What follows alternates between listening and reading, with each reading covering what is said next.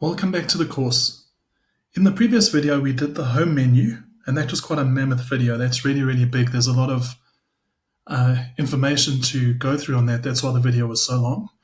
The other tabs aren't that long, so hopefully the videos will go a bit quicker. Okay, diving straight in, we're going to go and have a look at the insert menu. So you'll see the insert menu is the third one from the left-hand side. If we click on that, the first section is the table section. Now this section I cover in my next course in a lot of detail. Pivot tables is a very involved topic. What I'll do, I'll just give you a quick snapshot of what it's all about. So if we are on our data set and we click on pivot table, it will highlight the data set. We want to put the pivot table in a new worksheet. We click OK. So here you'll see there's a little container here that's empty. And on this side, we have all of our columns. Here we have a little block with the heading filters, columns, rows, and values. So what I would want to do, for instance, I would want to have my sales amount as a value. So there it says sum of sales amount. You can see we now have total sales. And we might want to see that by country. So we put country there. So you can see we have Australia, we have an amount, Canada, France, UK, and the United States. And we might want to see that across categories. So let's have a look and see. Category name. And we drop column category. So you can see total sales for all of our categories by country. That's basically what a pivot table does. It pivots your data by different columns and gives you a total in the middle. And this total could be a sum, it could be a count, it could be an average.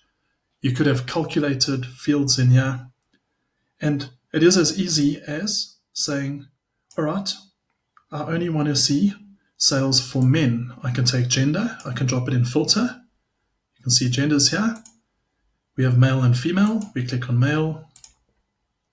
We now straight away see only the sales for male. We might want to move the category into the filter and move the gender into the column. Now you can see I have my categories here and I have male and female.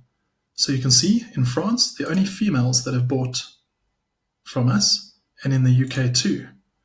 Now what I can do, I can go and say, all right, well, let's see who buys bikes. And it filters the data by bikes. So in a nutshell, that is what a pivot table does. Next to that, we have an option called recommended pivot table. So that's a wizard where if you click on that, it will come up with suggestions of different pivot tables that you could have on your data. And all you do is click on one and it builds it for you automatically. So that's really nice. Table, we touched on the home page. You can highlight, you can click on table, and it will make this section a table with the table formatting. If we look at the illustrations menu, we can add pictures. So you might have an icon or a logo you want to add. You click on that, you go choose your particular picture, and it will import your picture into this sheet. Online pictures, you'll search for online pictures. You can insert different shapes. Here's a whole library of shapes. You might want to put a rectangle here. Again, you're able to format. The minute you have that object here, it gives you all the options to format it. We go back to insert. You have icons. You can actually search for icons on here. If you click, that'll bring up the entire icon library. And there's quite a lot of icons you can choose from by different categories. So you might want to have a nice icon like that in your spreadsheet. You can go and choose it and we'll embed it for you.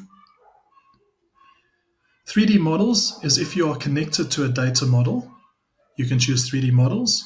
We aren't at the moment, so that's a more advanced topic. They have something called Smart Art, where you can go and you can choose these nice Smart Art hierarchies and process flows. This is something that is in PowerPoint too. You can add those in. You can take a screenshot if you want. So that will literally take an image that you can paste as a screenshot. Add-ins. Here you can get multiple add-ins. Like on your Excel, you might not have Power BI and Power Pivot. That's because I've added them as add-ins. We're not going to touch on them in this course, but you can get add-ins. recommended charts is quite nice. If you have a data set, you can click on recommended chart and it'll actually come up with the different charts that it thinks you can use. So it says to you that for this data, it would recommend that type of chart. If you want to pick a specific chart, you can go and choose a column chart, a line or area chart, a pie chart. You can go and choose the individual ones. If you have any kind of geographic data, you can map it on a map. We don't in this data set, that's a more advanced topic. And here you have a pivot chart.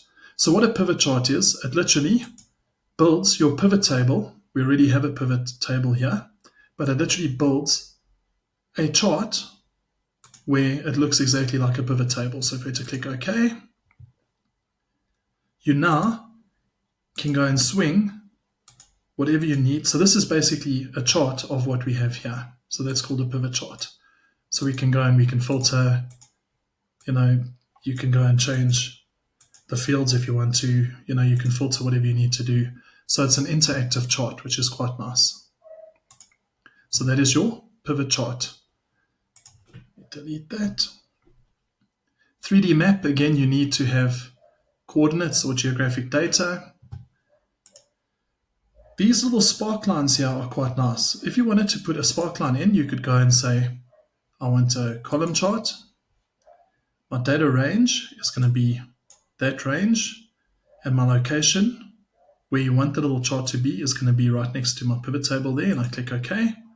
You can see it's gone and actually done a little graph portraying that data.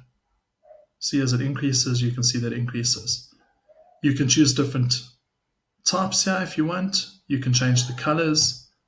That is a really, really nice feature to add to your dashboards, to just at a view be able to see what the numbers are doing. So I don't need to go into each number. I can see just as a snapshot there that it's on the increase. So the column and the win-loss is exactly like this line. Basically uses the same thing. The slicer and the timeline are only used if you have a data model linked.